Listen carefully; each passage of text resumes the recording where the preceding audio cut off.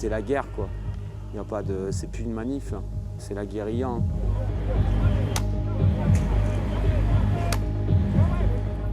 On estime aujourd'hui qu'on a eu à peu près, voire plus de blessés sur 6-7 mois de manifestation que sur 20 ans. Je tourne la tête, je prends le tir de BD dans l'œil.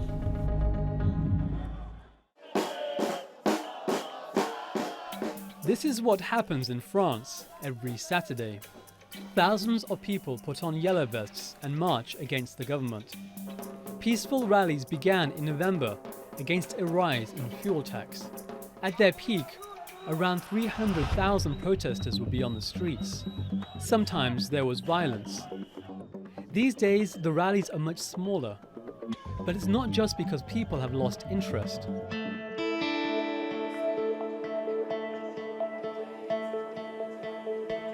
David Bredelstal used to attend the protests until he was injured by police. Et je me suis écarté, je tourne la tête, je prends le tir de BD dans l'œil. Donc là, à partir du moment où j'ai pris ça dans l'œil, j'ai dit bah mon œil il est mort, quoi. Il est fini. David insists he wasn't rioting and doesn't understand why he was hit. Il y a des petits flashbacks, hein, comme on dit. On se voit tomber encore le 16 mars. On dort mal, on doit dormir 2 heures dans la nuit. À 10h30, je suis au lit, on doit dormir 2 heures. Je me lève le matin, je suis énervé. C'est direct, en fait, on remet ça direct, en fait. He can't work anymore and hasn't received any compensation for what happened. He doesn't think he'll get justice. David is just one of at least 23 protesters who've lost an eye. C'était la guerre, quoi. Il y a pas de, c'est plus une manif, là. C'est la guérilla, hein. Quand il est midi et qu'il fait nuit dans Paris, c'est qu'il y a un souci. En gros, tellement il y avait de fumée, tellement il y avait de voitures qui brûlaient. Donc voilà, non.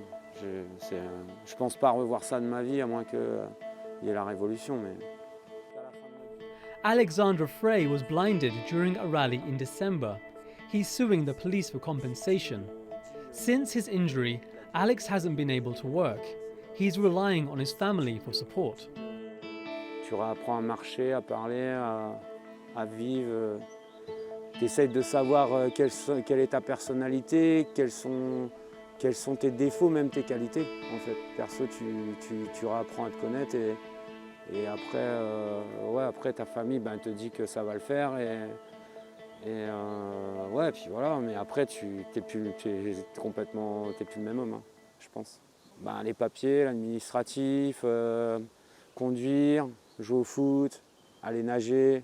En fait, ça devient des contraintes dans tout, mais après, on s'habitue à tout. It's here at the iconic Champs-Élysées where fierce clashes between the protesters and police took place. It's also where David and Alex were both wounded. But it's not just the yellow vest protesters who were injured during the violence.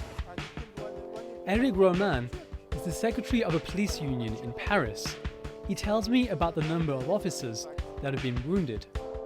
Officially, almost 2,000. Unofficially, many more. Because when you are injured, you don't always say it to the hierarchy. Because you want to stay with your friends.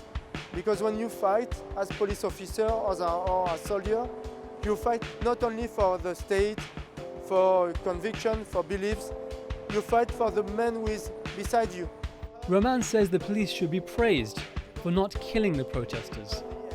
We do not want protesters to touch, in fact, police officers. So the police officers do not use their weapons. So there is no death, in fact. It was before 30 years because there was a death 30 years ago. So now we use every kind of weapon which permit us to keep a long distance between police and protesters.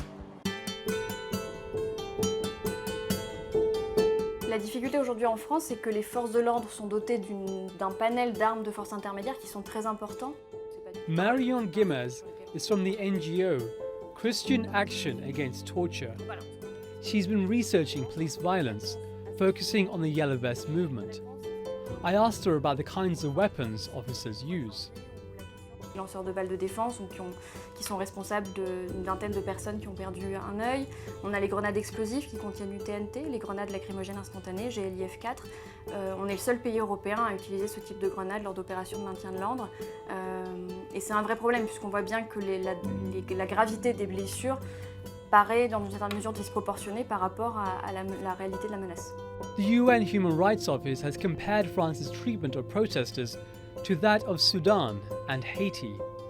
It says French police have used excessive force and has urged Paris to investigate cases of alleged brutality. The government has rejected the comparison. For its part, the Interior Ministry has no regrets about how police have handled the Yellow Vest protests. It says the response has been proportionate. But some in France have seen this sort of police violence before. Most of the Yellow Vest protesters are white and from rural areas. Many from France's minorities say the movement is experiencing what blacks and Arabs have endured for decades. Mamadou Camara's brother, Guy, was shot dead by police in January. He was accused of trying to steal a car. Mamadou rejects the allegation. Mais malheureusement, quand c'est des Noirs, des Arabes, des Roms et des gens du voyage qui sont tués, aujourd'hui, les gens, tout le monde voit comment ça se passe aujourd'hui avec les violences policières qu'il y a. Mais nous, ce que l'on vit dans nos quartiers, c'est pas d'aujourd'hui. Gaï, c'est pas le premier à être tué par la police. Et malheureusement, Gaï, ça sera pas le dernier. Although he has a French passport, Mamadou says he'll always be treated as a second-class citizen. Les gens pensent que vous n'avez pas réussi. Vous avez réussi. C'est une victoire. Parce que vous avez montré au monde entier que l'État français, la justice française est corrompue. That system now faces a big test. Will any officers be held to account for disfiguring protesters? Or will police brutality manage to crush the movement that helped to expose it? Haider Abbasi, The Newsmakers, Paris.